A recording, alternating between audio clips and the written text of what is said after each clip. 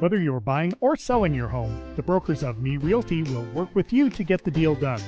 As one of Central Illinois' top producing offices for decades, Me Realty has the experience to guide you through the process. You want results? Call the brokers of Me Realty at 217-735-5424, stop by the office at 602 Keokuk Street in Lincoln, or check out local listings online at merealty.com. Culver's is a family restaurant. To me, that means being the place that puts a smile on everyone's face. We're famous for our cooked-to-order butter burgers and frozen custard made daily inside our restaurants. But we've always believed more menu options mean more ways to brighten your day. We source the finest chicken to bring you our tenders and chicken sandwiches. And our cheese curds. They're a Wisconsin tradition we're proud to share with you. So take the next meal shift off and let us take care of you. Welcome to Delicious. Culver's, home of the Butterburger, 2530 Woodlawn Road in Lincoln. Full Gospel Evangelistic Center makes an impact locally and beyond through a wide range of events, ministries, and outreaches. Pastors Steve and Debbie Owens invite you to worship Sunday mornings at 10:30 and attend Wednesday night Bible studies at 6:30. Connect with FGEC online, follow them on Facebook, download their app, and visit their new website at myfgec.org with live YouTube video streams as well as recordings of services and special events. Full Gospel Evangelistic Center, 304 North McLean Street in Lincoln. Brian Clark State Farm offers a range of insurance products to fit your unique needs and give you a peace of mind. Our dedicated team helps you find the perfect policy to safeguard your biggest investments. Brian Clark State Farm can steer you in the right direction on auto insurance, and we've got your home covered from natural disasters to unexpected accidents. Contact me, State Farm Agent Brian Clark, at 217-732-6211 or visit sfinsurelincoln.com. Go Railers!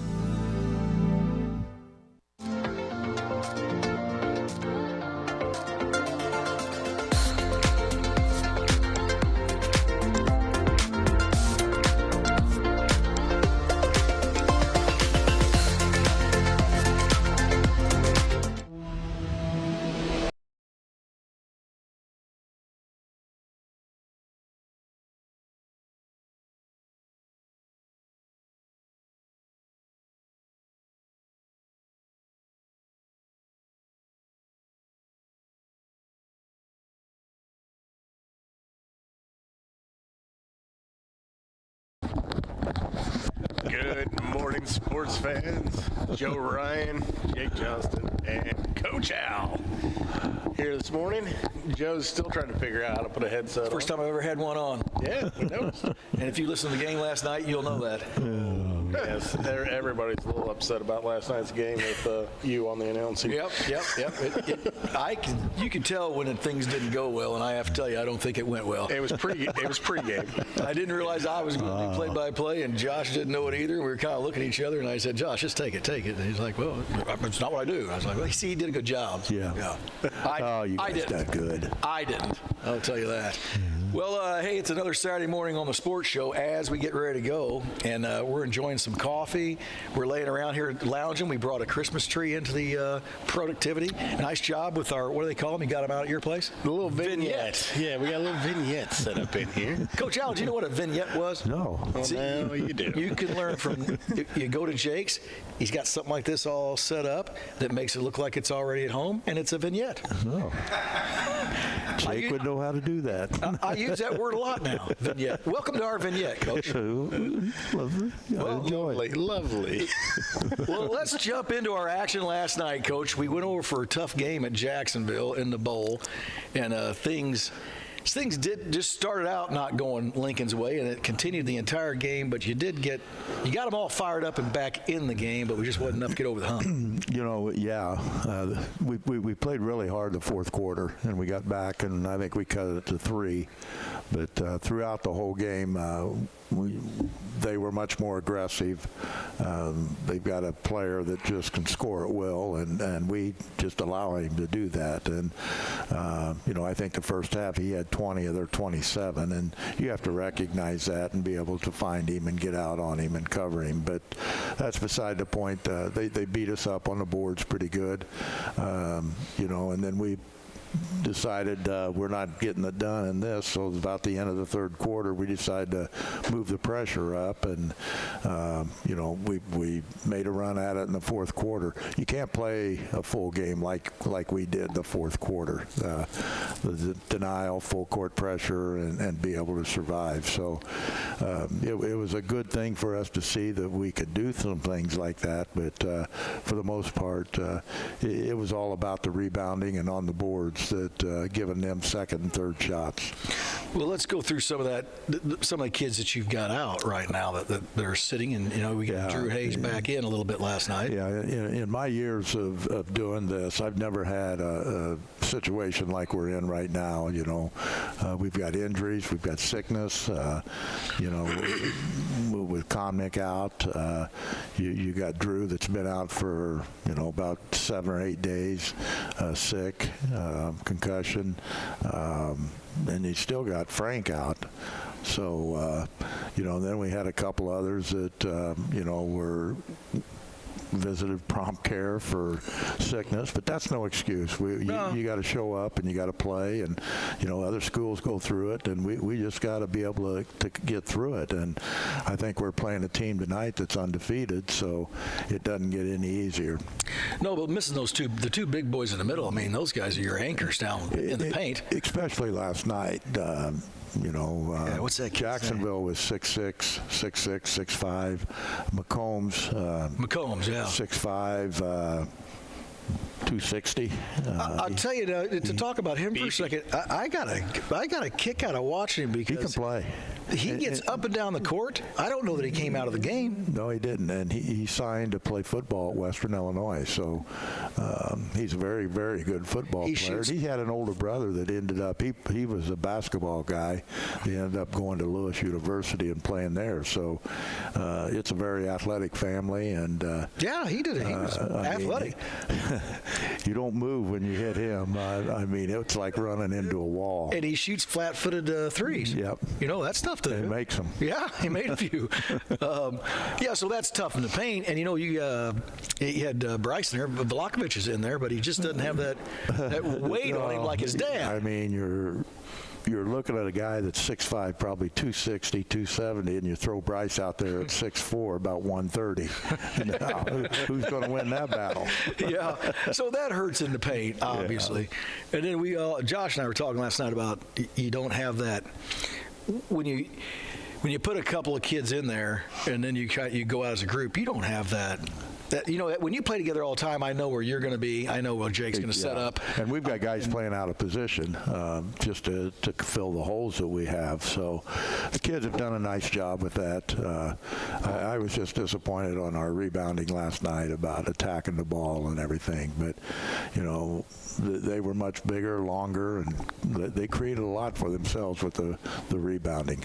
Well, I thought you got, you're looking for leadership, and I thought, Drew got out there and showed some leadership. Yeah, there's no doubt Drew's our leader, and it was nice to have him back.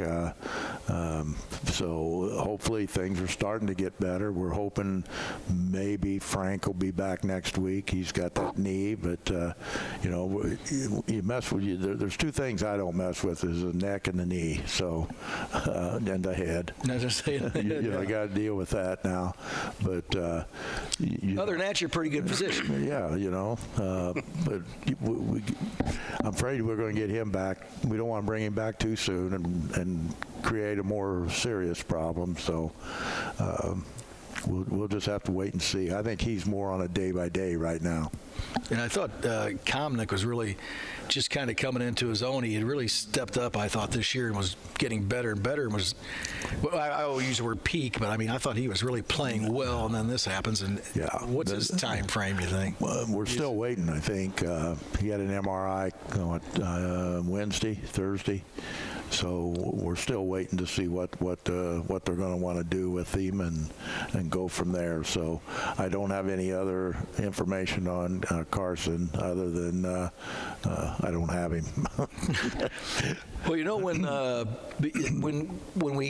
we finally started scoring and we could drop the press on them, I thought the press, we did a good job on the press. We forced a lot of turnovers. Drew done a nice job reading back and made some big steals. And we had a couple times. We had the ball down 3 and just didn't get the shot to go in. And, back to the drawing board. They don't get long. It's not a long time to wait before we get to play again. So go out and get them again tonight. And we also spoke briefly last night about, gosh, if just half of those layups would have just rolled in the bucket instead of out, we win the game. You got to make layups and you have to score in the paint. You can't beat people just shooting threes all night, and you have to score in the paint. And layups, the way our offense is designed, we have a lot of layups. And over the past 4 or 5 years, we've spent more time shooting layups in practice than I can remember doing when I was in junior high. Jake, can you shoot layups? Today? Oof. All right. Maybe tough. If we took you out to the gym now, could you make 5 out of 6? Listen, if I had a coach like Coach Al here, there's a good chance by the end of practice, maybe I can make 3 or 2 of the 20. Well, it is flying along. I mean, we make it sound easy. It's a layup, but boy, there's people everywhere, and they're jumping up, swatting at you. And a few times, I thought we had maybe some goaltending go on last night. I thought we had a couple, and I thought we had a couple fouls going to the basket, but Yeah, you never know. Can't argue with them. You have a closer seat than I do, so you could be right. Yeah. And I know you did talk to the officials a little bit about it. Yeah, I was pretty calm last night. You were calm, I thought. Yeah, you were calm. So it doesn't help. It didn't help. So are you heading or today's game at home? Obviously, what time? We play at 5. Sophomores are at 5. Varsity starts at 6:30. There's a lot of different game times that we have this year, and it's kind of hard. Some Saturdays, some start at 5, some start at 5:30. Conference games will start at 5:30. Throughout the week, if you're playing on Tuesday, there are a 5:30 start for conference for Central State 8. Most of the weekly games are 6.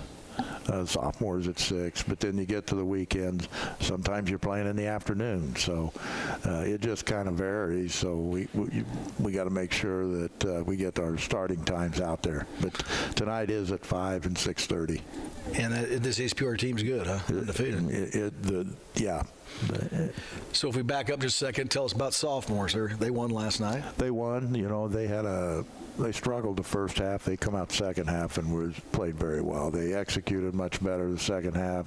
I think they had a 5-point lead at halftime and ended up winning by, I don't know, I'm usually up in the locker room, but it was a large margin. So sophomores are big. They're pretty good-sized boys. Oh, what's their record, offhand? 2-0. They've only played 2 games. Oh, that's it, huh? Yeah. We've got to try to correct that schedule because they go a long time from day one of practice till their first game. We've got to try to find them because they don't play when we're playing in our tournament, so that adds a week to them not having a game. Yeah, it's brutal to just keep practicing and not playing. Yeah. Wears you down. Yeah. Did you ever practice, Jake? Yeah. A few different sports. Now Back in the day. Now pull your note card out and hit Coach Al with a couple questions real quick. Well, I mean, he's covered Frank. I think that's going to be a big deal. You get Frank back, he'll kind of be an anchor there at the back. Oh, no doubt. Especially a game like last night. I mean, Frank likes to pound on the boards. Frank would have loved to go against that McCombs. Yeah, That's no exactly what I was thinking too last night. That was kind of a dream matchup. But you got to kind of weather the storm. I think you guys have been doing a nice job. The last home game, who was it? Miller really seemed like he stepped up and made some really big plays. And I think you kind of seen that. And that was the last home game, I know. But you really kind of seen that when Komnick went down. A lot of guys kind of stepped up and started making some plays. And it was impressive to see a couple of guys come off the bench like that. Yeah, and I think Brody Tungates played very well. Very well. Very athletic. athletic. He's very athletic. He's long. Yeah. He gets as much touches on the ball, deflections and so forth. So I keep waiting for that. You almost with some of these guys that are really good athletes, you kind of wait for that moment where they have a game where it's like it just clicks, and all of a sudden they go on a little tear and they can almost carry a team. Yeah. And I feel like he's one of those players that he could literally carry the team just by getting on a little bit of a spark. he makes a lot happen. Yeah. He makes a lot happen on the point Fast of the hands. press, and long, and this is an opportunity where he's got, and we don't have a lot of depth at that position, so some of these guys are playing more minutes than they normally need because they need to get off the floor. Yeah. Now, how tall is he? He's maybe 5'10", 5'11". Okay. I think we list him at 6, but all coaches lie. Well, I saw one of the kids from Jacksonville, and they've got him listed at 6'6", and he's not any taller than I am, so he may be 6'3", 6'4". Well, did Drew play more last night than you really wanted Yeah, him to? Drew That's played a what I lot thought. more minutes than we wanted, but he's such a competitor. It's hard to keep him out of the game. So we'll see how he's doing this morning when we come in. We were working out at 10 o'clock. Yeah, it's that energy. It's just you can't keep it up. But He was excited to be back, and we're excited to have him back. and boy, Gabe is so athletic. Also, Yeah, seems like a kid that can. when he wants to get down and get after it. I mean, last night in that fourth quarter, he made a lot of things happen, and that needs to be his game. He's very athletic, quick, he's strong. kind of reminds you of He's a Joe big Cook kid. a little bit. Yeah. Yeah, he's kind of built like him a little bit. Yeah, I mean, even how he runs, real kind of upright and big chested. He's fun to watch. Really gets after, not afraid to get on the floor, which is really nice to see. There's a lot of guys nowadays that don't seem like they get on the floor much, and boy, these guys get after it. You have so you got a workout coming up at 10. We'll work out at 10 o'clock and go from there. Hey, will you do anything during that, or just Diet Coke? Diet Coke. I'm just a pawn. I just tell them, here's what we need to cover. And J Mac really Greg's gets out there after it. running miles right now, and you're just having a Diet Coke. I don't know if he's running indoors. I'd be running indoors. He gets outside and goes. Not us. Well, Coach, I want to thank you for popping in and visiting with us today. Well, I appreciate you having me. And You're looking good. yeah, You know what I mean? well, He just never ages. Jake and I were talking about before you come in. yeah. You just never age. yeah, well, I feel it. Well, that's going to be us. That's going to be it for Coach Al. We're going to take a break, and we got a special guest going to come in and visit with us, and he's full of sports knowledge. Stay with us. We'll be right back.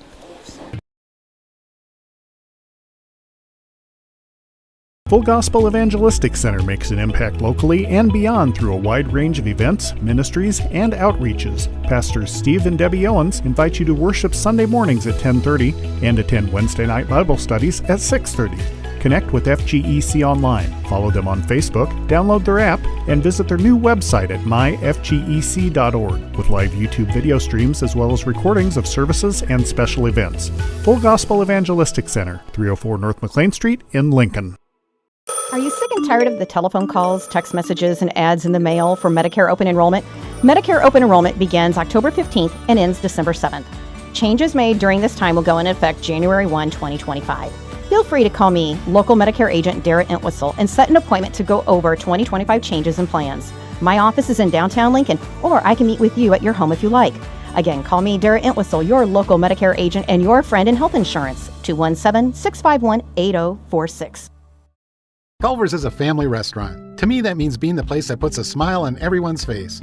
We're famous for our cooked-to-order butter burgers and frozen custard made daily inside our restaurants. But we've always believed more menu options mean more ways to brighten your day. We source the finest chicken to bring you our tenders and chicken sandwiches. And our cheese curds. They're a Wisconsin tradition we're proud to share with you. So take the next meal shift off and let us take care of you. Welcome to Delicious. Culver's, home of the Butterburger, 2530 Woodlawn Road in Lincoln. Whether you're buying or selling your home, the brokers of Me Realty will work with you to get the deal done. As one of Central Illinois' top producing offices for decades, Me Realty has the experience to guide you through the process. You want results? Call the brokers of Me Realty at 217-735-5424, stop by the office at 602 Keokuk Street in Lincoln, or check out local listings online at merealty.com.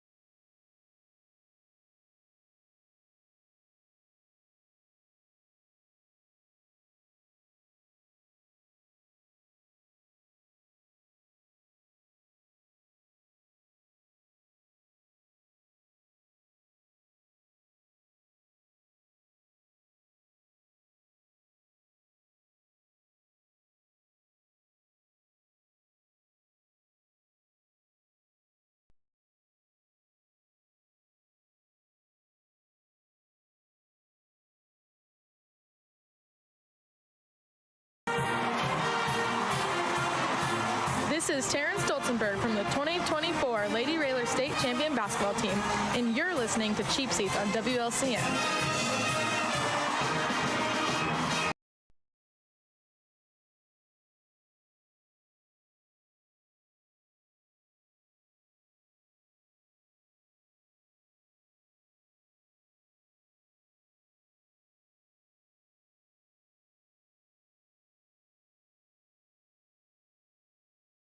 Long ago, one of those, yeah, it was good. I was there. It was Nancy. Yeah, she sounded great. State Fair. Taylor Swift? Yeah, it was Taylor Swift. It was a Swiftie show. Nailed it.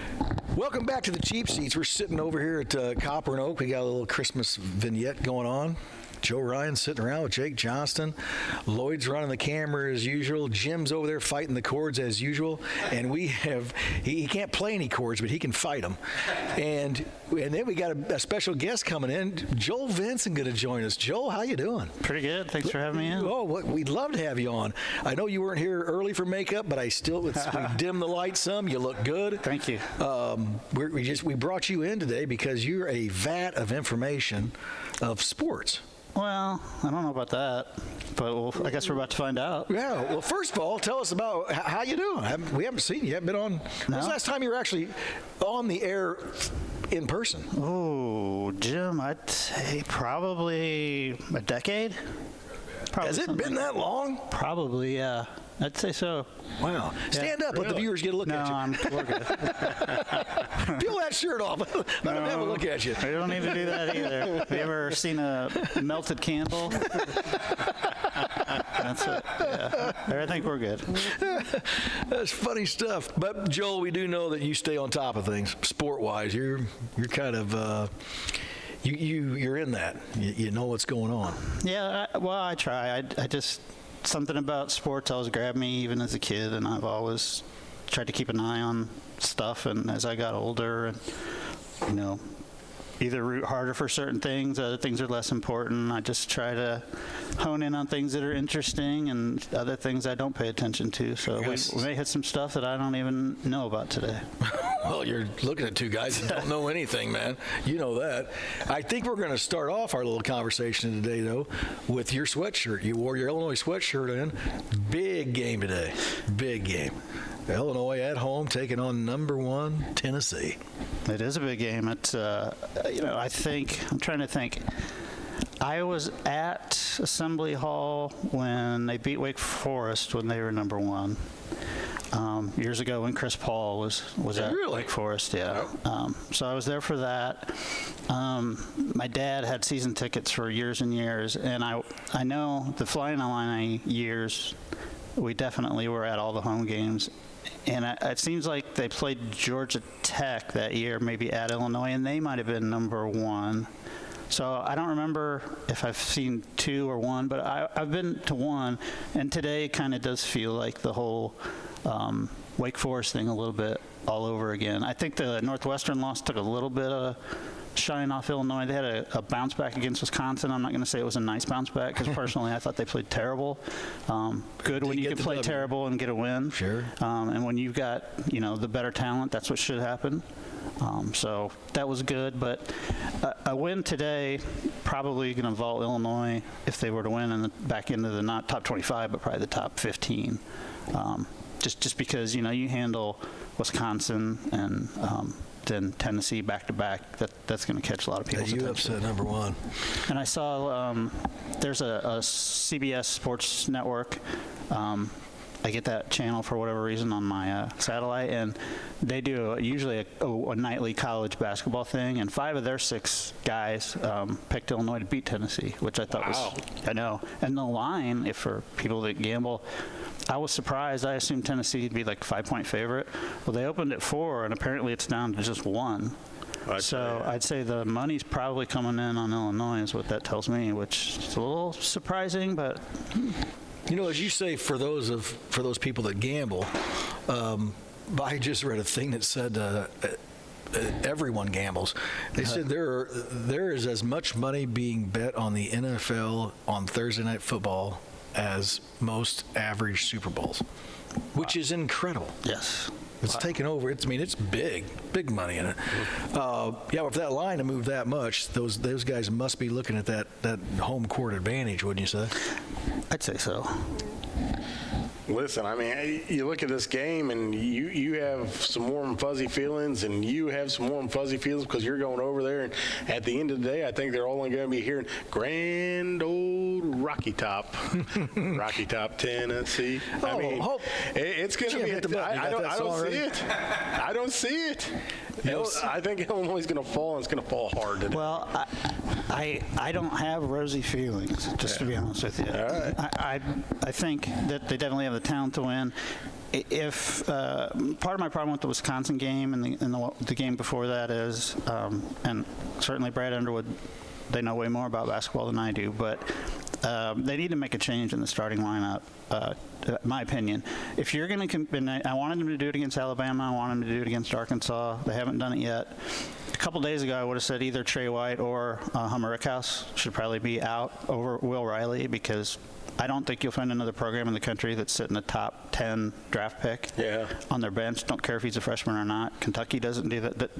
They got the kid, play him. You've got him, play him. I agree with that. And but Trey White actually had a great game against Wisconsin. So I finally was like, okay, well, this is what they've been talking about with Trey White, because until then I hadn't seen much of anything. Hummer Rickhouse is in a terrible shooting slump. Not great on defense. Yeah, he's 6'10", rebounds like he's 6'2". Will Riley can shoot the three, I think. Maybe not if Hummer Rickhouse is on a heater. Will wouldn't maybe shoot that high percentage, but I think for now he can shoot as good or better. He can take guys off the dribble. He can help bring the ball up the court. He rebounds. Now, neither of them are great defenders, but Riley at least tries a little bit more. Like Hummer Rickhouse, people just go by him and he's looking like, well, where'd he go, right? You're not going to necessarily see that with Riley. I don't think so. If I would really, because I think against Tennessee, and the reason I wanted them against Tennessee, Arkansas, these teams, look what Alabama did to us. They came out and pow, right in the mouth. Well, if your best, second best, or best offensive, just pure scorers on the bench, why not have him start the game? Get out to that lead yourself, like you did against Arkansas. Why take a chance to wait until 5 minutes into the game to realize, oh, Hummer Rickhouse we've got nothing from him so far. It's not going to be his day. When Riley might have poured in 7 or 8 points in that time. If you can stay with Tennessee till like the 10-minute mark of the first half, I think Illinois gets the momentum and probably wouldn't give it back. But if they go down 18-6, and they're battling back the entire game. That's going to take a lot of adrenaline, energy, crowd to get back to the game, and then to try to push in the second half. Because Rick Barnes is going to make some adjustments at halftime, and we do too. Our coaches do a good job. I would just rather, if we're going to beat the number 1 team in the country, Will Riley's at least our second best player at worst. Put him on the floor. And the other thing you have to look at is when you get to that level, of course, everyone has been a starter their entire lives. Yes. But, it might be what Riley needs. He does not know how to come into a game. He's always started a game, and he's already in the flow doing things. Give him that opportunity to just be in the flow from the very beginning and let him play and see how it goes. You might be right. I think it was the Wisconsin game. I was very frustrated how much he was playing, and I looked at the box score. He only played 15 minutes. Now he's been playing closer to 30. No excuse not foul trouble. No excuse outside of foul trouble for him to play 15 minutes. That's crazy. And if I was him, I would probably go in and say, "What are we doing here?" Yeah, when's that portal open? I'm here. Well, I think his portal's going to be to the NBA. But I would say I don't like coming off the bench. He's kind of said that in the media before, and it's like, well, nobody does, so you don't get to go in and say, play me or I'm leaving type of thing. But why not give yourself a great chance offensively to get off to a good start? I think he gives you your best chance. I'll go with that. That was a good take on that. Yeah, though, if Illinois does continue the trend of not getting him the minutes, I don't think it'll matter to the NBA. I think the NBA no longer looks as the draft is. We need them right now to perform. I think they look at it as, okay, this kid could take 2 years. We may have to put him in the D League even. Doesn't matter. We're still drafting him top 5, top 10 because he's that kind of we don't want somebody else to take potential impact, and we can't lose to somebody else. Yeah. So I don't think it will matter. I think he's still a top 10 pick. So. Well, they got 2 of them.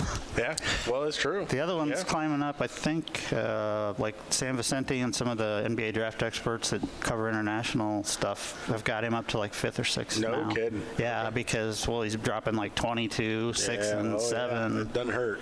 But another adjustment I'd like to see him make. It was a little bit better in the Wisconsin game, but personally, the Northwestern game, I thought they lost in the first half because, and I know people aren't going to like me taking a shot at Kasparis, but sorry. The first half of the Northwestern game, it was 20 seconds of him dribbling with his back to the basket, and then 5 seconds looking around, and so now the shot clock's down to 7-8 seconds, and now you're just starting to get into your offense. Yeah. I don't need him to stand around and dribble either, run an offense. This isn't Europe. We don't need that. We've got way too many good offensive players to stand and watch one guy pound the ball for half of the shot clock. Because then, if it's 20 seconds in, and you're just now going, well, here comes Ivisic to give him a screen, and now he gets out, and now you're down to 4 or 5 seconds. Well, if somebody's open. Well, you're giving 4 defensive players a little bit of a break too. Yeah, so. Especially against Northwestern, like run them out of the gym. Like you should be a Lamborghini just tearing up and down the floor all the time. Why slow it down in the second half? Yeah, he hits a lot of tough shots and everything he does is great. But that was a good time for a coach to step in and say, look, this isn't our offense. We can't keep doing this. Because we're slowing the game down, we're dragging the score down. We should be putting up 80, 90 points, and because of the pace we're playing at, we're going to get to 60, 70. That's what Northwestern wants. And coming out of timeouts was just atrocious. Yes. Every timeout they came out of, it was either a turnover or a really awkward, quick shot that was like, you drew up that? Yeah. It was, and that's kind of been an Achilles heel, I think, for Underwood's teams for the first half of the season, every season. Well, late in the first half, Riley came in and got him going. He had quite a few, I think 3 or 4 shots, got maybe an and one if I remember right. And they had a lead at halftime. Mm-hmm. But I was still frustrated at halftime because I thought this should be a 12-point lead, not 4 or whatever it is. And I said this out loud. I was like, I hope that doesn't come back to bite us the second half, that we could have put this game away already. And you let them hang around at Northwestern. This isn't the first time they've done this to us. But if you look at, nothing against their talent, but you look at their talent against ours, we should play them 50 times. They should beat us maybe once. This is like, and they got it. Yeah, they got it. And just, I hate to just throw a game away like that. No. It kind of goes with the Underwood way of doing things. A little bit underperforming usually for the first half, 3/4 of the season, and then towards the play or the tournament, they get a little bit stronger and the defense starts clicking a lot better, and then you hope you make a run. And last year you go up against obviously the best team in the country, and we fall there, but you hope that you kind of keep seeing the progression get a little bit better. It seems like free throws are starting to get a little bit better. Yeah. So if they can make a few more free throws, they're a team that'll get there. So. Well, let's hope so. Yeah, and I think that's a good point, Jake. I think free throws are a key because if they're playing the way they should be getting a lot of free throws because they got guys that can attack the basket from the perimeter, driving, and then also, I thought in Northwestern they really kind of got away from feeding Ivisic. I was a little frustrated in the first half. There were several times he was posting up, and the few times we did get him the ball, back to my earlier point, it was like 25 seconds into the shot clock. Well, he may want to throw it out, repost, and get the ball back again. You can't do that with 4 seconds, right?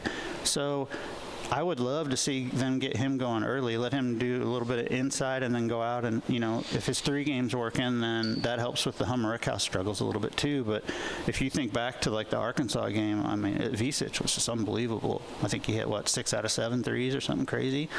Well, it's 7-1 and 250, and then he can shoot hook shots either hand down below. Get him going early and then work the ball out naturally. That was a fun game against his brother. Yes.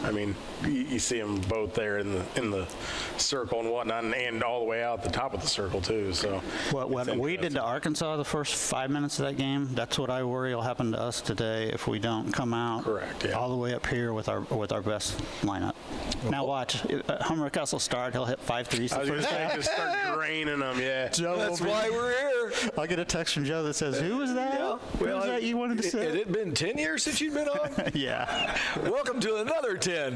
I think my last take was, that Michael Jordan is terrible, and then that's why you kicked me off for 10 years.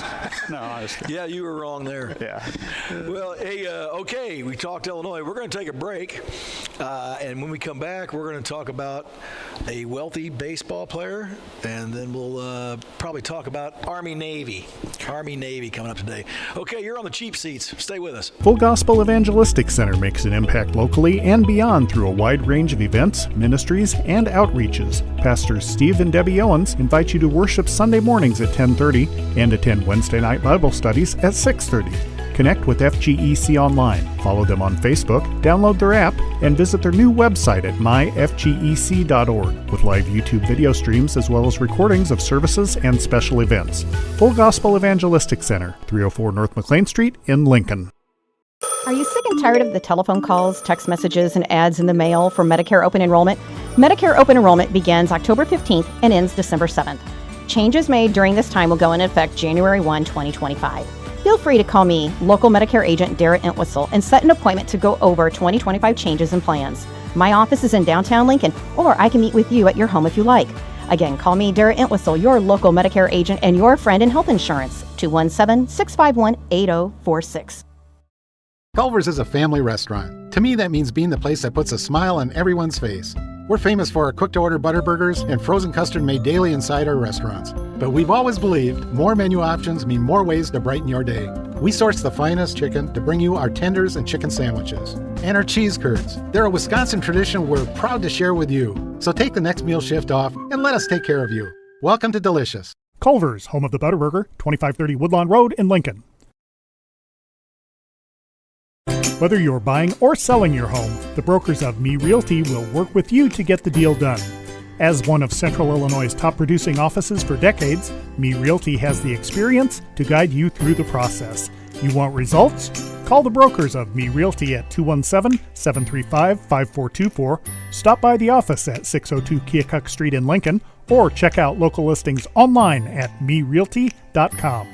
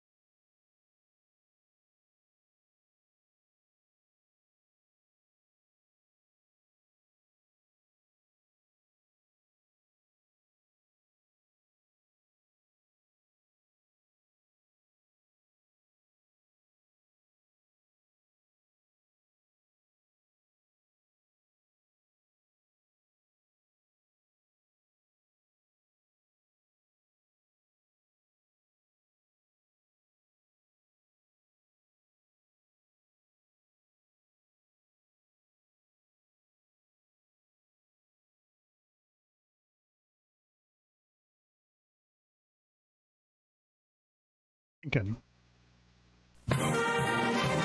This is Chuck Federber, and you're listening to the Cheap Seats with Joe, Jack, Jim, Lloyd, and Scott on 96.3 FM. Jake. Oh, Jake. Sorry. That's all right. Let's say Jack. Yeah. Jack, Jake, whatever.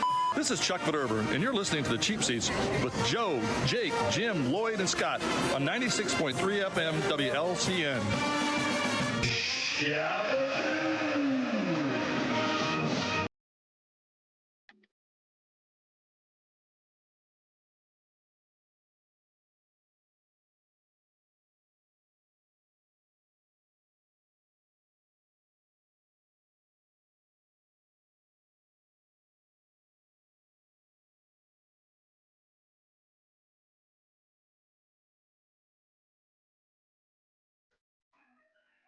He might be the funniest Federber You think it's Bob, but it's Chuck.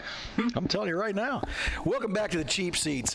We are at we're Christmassy out here over at Copper and Oak. We're sitting at a vignette that Jake put together. Told us how to put this stuff together. Look at it. I would have done a way better job. That did not happen. Jim and I put this together. I okay? could see that. Well, yes, that you know makes what? Last minute way more thing. sense. I think it's okay. I don't know. Joel's in a chair that's halfway comfortable. Well, our special people get to sit in those. Okay. You're just a grinder. You sit here, all right? Yeah. Yeah, this one's a rock. Jake likes to make fun of us here at Copper and Oak, and it's okay because we make fun of him. I've noticed you guys jab at each other occasionally. Yeah, Really? yeah, it's okay. You know what I'm saying? All right, let's go back. We're with Joel Vince, and we brought him in. He's a celebrity around town with his sports knowledge. And now this is going to be a topic for you two to probably discuss because I don't even understand how or why this man got $948 million a day to play baseball. You guys want to help me with this? Who's gonna take the lead on this? Because I don't understand. What has to happen is you get up to this thing, they call it the plate. You stand there and you wait, and the guy that's across from you is going to throw a ball at you. You're going to try to hit the ball. If the ball goes into the stands, you're going to make more money. He hits balls into the stands. What's the final payment this Soto guy gets? What is it? I don't even know. How much are they deferring? 762 or something. 762 over 10 years, or was it longer? Yeah, but No, 15. 15 years. Are they deferring any of it, kind of like they did with the? Let's just stop right there a minute, just before you go on with it. Why? I just don't see that he's worth that. Is he worth it? Well, would you like him to be on the Cardinals? Obviously, he's definitely worth it. Yes, 100%. Well, if you're willing to pay him, then he's worth that. Yes. Wow. So Ohtani got, a similar deal, less, but I would say Dodger fans would tell you that even though they thought it was a lot of money, he turned out to be worth it last year, right? Oh, he had an incredible year. Incredible year. But and the merchandise he sold probably almost paid. And you're only looking for the 1 year, right? I mean, if you can pay him all that money and you win one World Series, it's all worth it. I would say, yeah. I would bet the amount of money, revenue, whatever they get just from Japan helps offset that contract. Yeah. A lot well, that's true, because too. he's just worshipped there, and they watch all of his games. So you're not only getting all of the American audience, you're getting an entire country, not maybe large geographically, but population-wise, that just worships that guy. He deferred the money until he's like 80 years old. I mean, they're paying him less than not much. I was going to say less than Arenado's making, and that's why they're still signing people. I think he's only didn't they paid sign like 13 or 12 million a year, something like that. Didn't they just sign a pitcher the other day? Freed or Snell or was Snell from he was in San Francisco, and that was like 150 million maybe. Yeah. And heck, I mean, he's a year removed from being the Cy Young Award winner, so I mean, I think still solid. One difference, maybe I don't think he's deferring any. I haven't heard that yet, but the Mets owner Steve Cohen, I think I heard he's one of the top 50 richest billionaires in the world. So cash-wise, he could literally write that guy a check for the whole contract today, and I think it's heard he was worth $22 billion. Yeah, but he doesn't have to. And if you take all those payments out there, then you're right. If I'm on that board, we're not paying him till I'm off this board, and it doesn't matter. Well, if you're looking as an MLB franchise, what's a good way to up the value of your TV contract or whatnot, or online contract? Well, you bring in one of the best players in the game that is one of the most marketable, who's also still one of the younger players. Boom! All of a sudden, you got something to market, and it's. You guys are swaying me a little bit. I look at it just across the headlines and look at it and go, it's a business. That's ridiculous. I mean, the only way you can look at it as a business model, it's not necessarily the player, it's the business model. What are you hoping your revenues go to? And this guy is going to help you get there. I think there's only 3 baseball places where this would work: the Dodgers, the Mets or the Yankees. So he went from the Yankees to the Mets because that type of money doesn't make sense in my mind in any other baseball market right now. Certainly not Boston? Chicago, maybe Boston, which is a good point, yes. But most places, even you think about really good organizations like Atlanta, you can't afford that there. Let's say Yeah, but you could see a team like, not Atlanta, but a team like either Detroit going out there, because they'll do that once in a while. They'll make a big splash, and all of a sudden they'll sign 2 or 3 guys, or a team like Seattle or San Francisco. You got a few other teams that will jump into a market like that, I believe. But, kudos to the Mets for being the ones to actually land it. I think Cohen probably sees it as the amount of personal satisfaction he gets by poking the Yankees and saying, the best guy came to us, not you. Yep. So what do you think about that? Let's talk about, let's you're say not wrong. the Cubs didn't get involved in it. But I think the Cubs tried. Well, let's just say the Cubs I don't got think him. they were in there for that. Let's say the Cubs got him. Is that their difference maker? Are they going to win World Series? It'd be Alfonso Soriano all over again. They don't put enough players around him, and they're gone. They're, in my opinion, they are a real estate group that happens to own a baseball team. Yeah, same thing in St. Louis.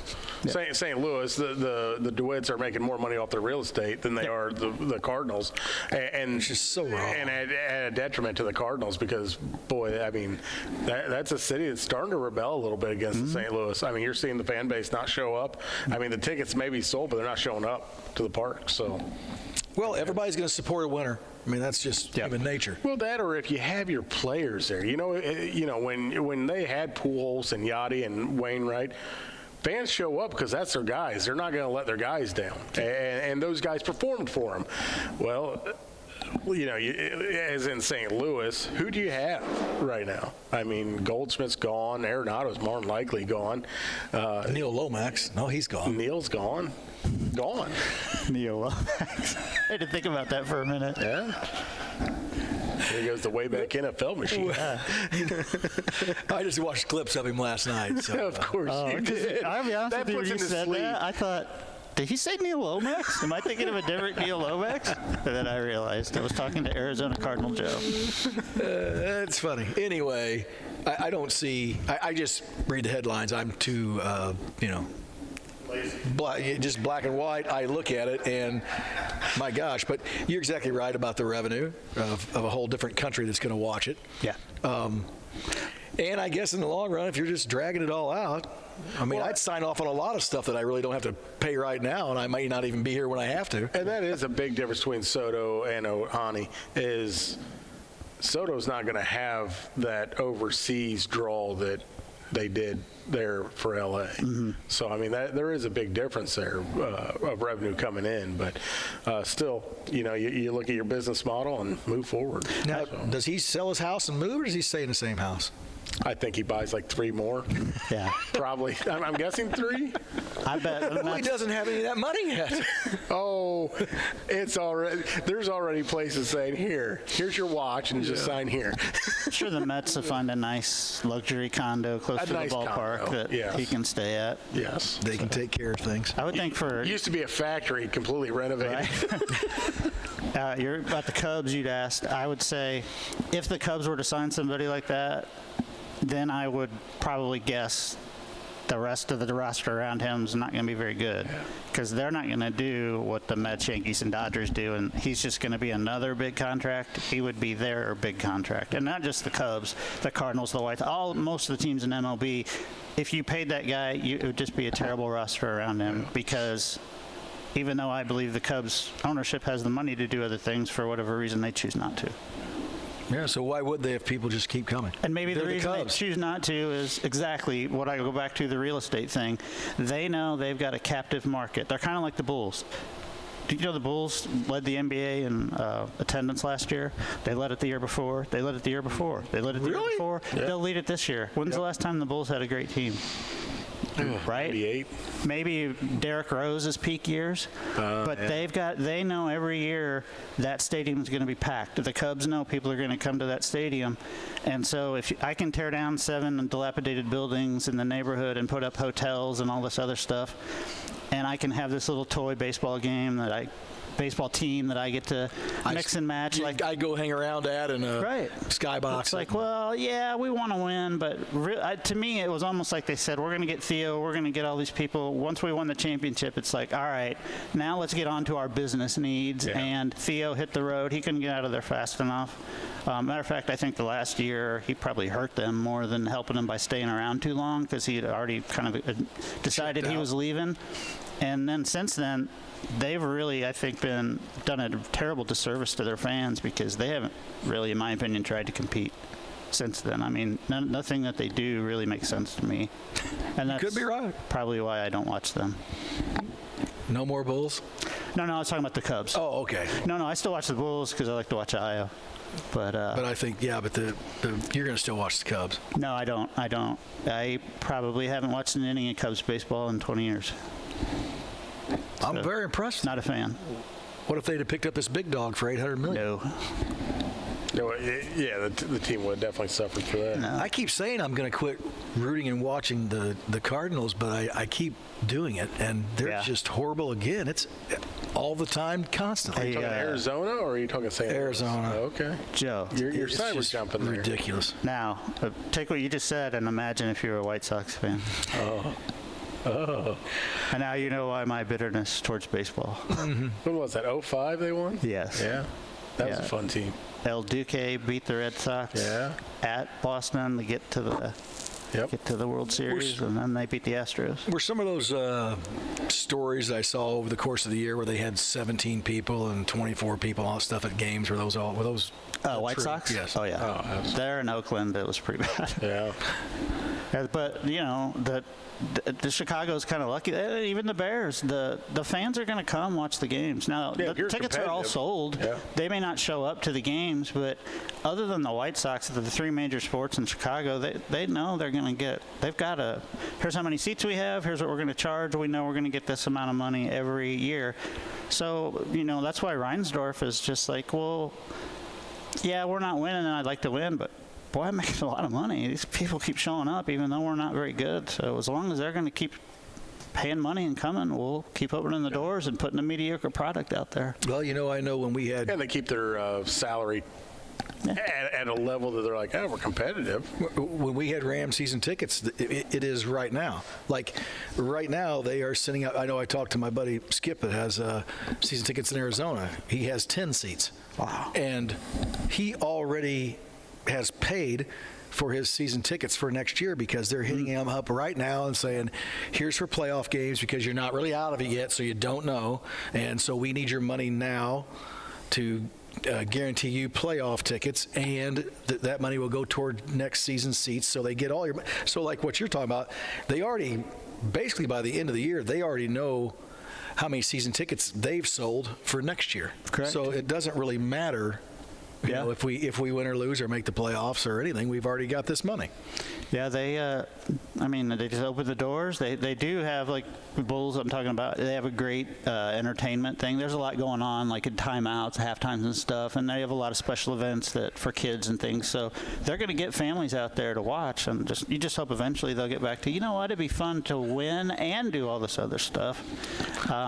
But they're like other Chicago teams. They make bad decisions, like giving Zach LaVine a max contract. It was a bad idea. And although he's been a lot better this year than I thought, but nobody still wants to trade for him. So normally when you other teams see it, you sign a max player, well, worst case, somebody's going to want this guy. I'll get a first-round pick for him, but they can't find anybody that wants him. Now maybe the Lakers are playing bad enough now that they maybe will come to the table and give the Bulls something, but we'll see. They don't have a lot of assets probably that are movable. If they want to stay good, you're not going to get Anthony Davis from them, so maybe a draft pick or two or some cash, but that really hamstrung them because Reinsdorf doesn't want to. I think if they could get more than one draft pick, he'd been gone. Yeah. As soon as they can get it, he will be gone, I think. Yeah, I think so. Family talking points here. Not to cyber jump on you guys, but we got the Army-Navy game coming up today. Best record these two teams have ever had coming into this game. And I've got a brother who's a Navy. I've got a daughter who's in the Army. Ooh. And they are going at it. Oh, Let's say. This is a fun family chat that I'm on. The text between the two that I'm involved in, it just makes me smile ear to ear. At the end of the day, one of them's going to be wearing somebody else's jersey, and it'll be a good talking point for Christmas Eve. That's pretty funny. I did have John Barton lined up. For those of you that remember John Barton, he was going to. He is going to the game, and they're going to be tailgating, and he was going to just the tailgating. call in. I have heard, and they actually had a thing on one of the news stations this morning about the tailgating at the game today, and they were showing it. I mean, it looked insane. It looked like a great time. Yeah, when he tells you all the insight to the game, it's very, very interesting for us people that don't understand the game, what it means to those guys. Yeah. It's very cool. I've loved watching it now for the past gives you chills. 20, 25 years, and today's going to be a great one. So you think about college football, some of the great rivalries, Michigan, Ohio State, Army, Navy. One thing that'll be nice at the end of this game, I guarantee you I won't see any team going and trying to plant a flag on the other team. 100%. Unless it's an American flag. There you go. That's the only flag that'll be posted, and they'll both be happy to see that one. But that 100%. Game won't feature any terrible sportsmanship after. And these two schools can score now forever. As we go back to for those of you that gamble, forever the over-under in this game was like at 29. I've seen it at 28. These two teams are not going to score. No. Yeah. I think it's like 39. I wrote it down so we could hit. That may not be enough. It's at 30. It's at 39.5 today, which is like 10 points higher than usual. And these two teams can score. I'm telling you, Army can put up 30 in this game, and I think Navy can put up at least 14. So Notre Dame played, what was it? Is it Navy that they played? Yeah. And they won big, but maybe was it like 50 something to 20 or something? Yeah, it's 50 21, 24. So if they can put up 21-24 against the top 5 team, they did 2 of the scores early. So yeah, I mean, I think so. I think it could be a fun game to watch, and if you get a tune in early, you get wrapped up in the prestige and whatnot, and it's you see our American Armed Forces celebrating in a way like this, it brings a little bit of pride to everything you do, and it's great to see. The Army-Navy game is one of those things that, there are a zillion games that I watch that it starts at 3, I tune in at 3. But then you have things like the Kentucky Derby. I like to watch all that stuff before it. This Army-Navy game is something like that, too. I like to get in there and see all that stuff before it, know where these guys come from, backgrounds, all that stuff. Here's some of the history of it, too. I mean, it's pretty unbelievable. And the amount of unbelievable athletes that came from both sides and that dominated our sport is kind of amazing, too. I wonder... this game, although most years you don't worry about either of those teams being in the playoff, but if either of them had gone undefeated, well, I wonder how that would have affected what went on with the playoffs last week, because they're playing a game today, but the stuff was decided last week. So what happens if, let's say, Navy would have beat Notre Dame and happened to be undefeated? Yeah. So what if they win or lose that game? How would they have accounted for that? Interesting there. Somebody smarter than us is going to have to figure that out. Yeah, that would have been a problem, because you can't. If they were one of them's undefeated, they have to be in. Yeah. And I think this year one of them might have had a conference tie-in to be in if they would have went undefeated, but they didn't. So that's not going to happen. But I thought the game would have been last week. But again, 99 out of 100 years. The scenario this year has been a little more interesting. Oh yeah. And boy, I tell you what, it makes it a little more fun to tune in each week. I mean, as a Nebraska fan, I'm watching, and early in the year, I'm like, somehow we could win this one and this one. We could be 8-0 right out of the gate. I'm like, where are we sitting then? Yeah. I mean, it didn't turn that way, but we were only about 3 plays away from it turning that way. A field goal against Illinois and a botched touchdown the following week. So, I mean, they were right there too. So if Illinois doesn't lose that ridiculous game to Minnesota, they'd have been in, because they had more top 25 wins than even Alabama, I believe. So they would have been a 2-loss team, and they would have had to have been in. Then who? They had more than who? Alabama. Alabama. Now, are they in it? No. Roll Tide. I think Alabama had 3, and I think Illinois had 4 wins against teams who, at the time they beat them, were ranked. Do you guys think it's right? Alabama's in or out, and SMU's in or out? SEC's awfully good. That's all I'm going to say. I mean, they are. You know, the Big Ten too. Big Ten and SEC. Do you think like a team like ASU deserves to be in? Yeah. You know, there's always going to be those questions, but I do have to say, I love the fact that it comes down to those 12, and we have that type of playoff scenario. But it also means every bowl game doesn't matter. I think I'm guessing after this year they're gonna change everything, and it's gonna go to get rid of the conference tie-ins and stuff like that, and just go with the 12 highest ranked teams. Because one of the problems is like Clemson winning probably kept Alabama out, obviously. I think SMU deserves to be there. Arizona State, you know, I think they deserve to be there. They deserve to be there, I think, too. I'll tell you what, man, I don't know if you guys watched last weekend, any of the Arizona State game. That running back is insane. Yeah.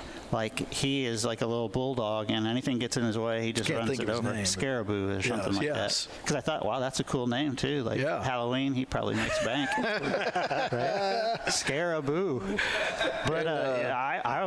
But they looked really good. I mean, I think Clemson will get dusted and get out, but do you?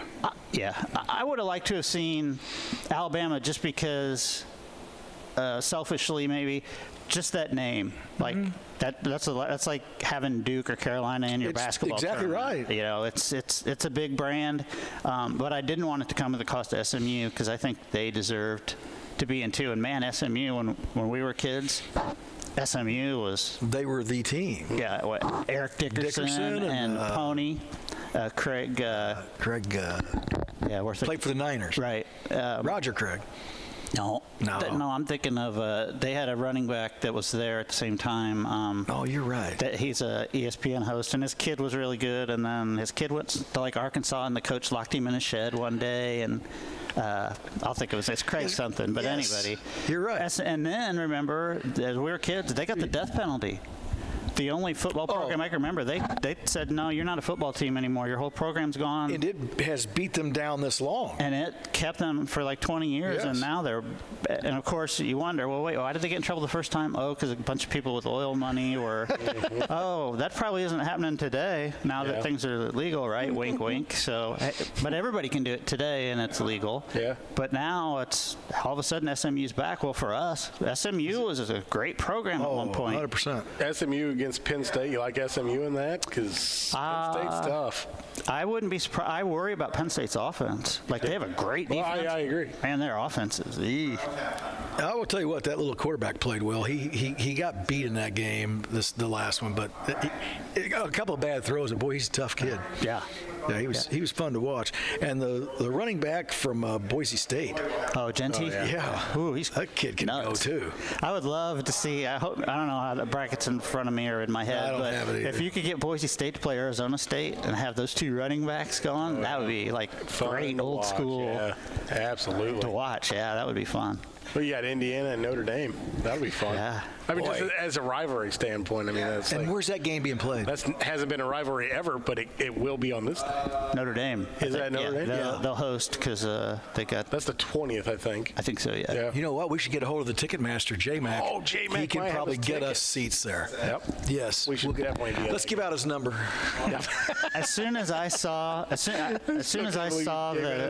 program start, I thought, man, I wonder if they're going to try to get cute and put Notre Dame and Indiana together, because you know what it reminded me of is when they just ironically put Loyola and Illinois in the same bracket at the March Madness, right? They did that on purpose, and they put Indiana and Notre Dame together on purpose, and good for it, because that's great. Oh, it's awesome. Well, you know what? It could be a heck of a game, and I like Indiana in that game. So I will watch all the games. I think it's a great concept. The only reason I like was because J-Mac's definitely pulling. Oh, so you're rooting against J-Mac. Big IU fan now, aren't you? Oh, yeah.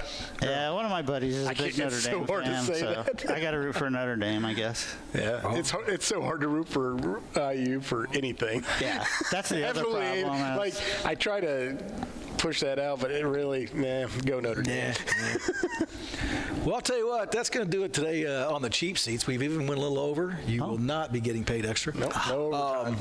We want to thank you guys all for visiting us. I want to thank Jim and Lloyd over here for running the show, and Jake he brought some very inspirational stuff to us. And Joel, thanks for being on today. I'll be back in 2034. Yeah, we'll see you in 10 years. Right. Thanks for joining us today on the cheap seats, and we'll see you next week. Good day.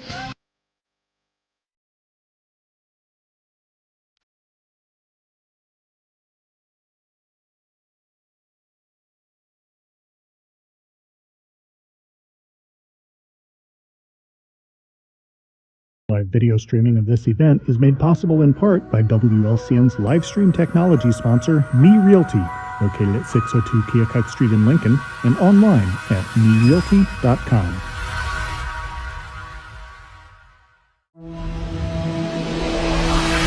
The preceding program is a presentation of WLCN 96.3 FM and WLCNonline.com.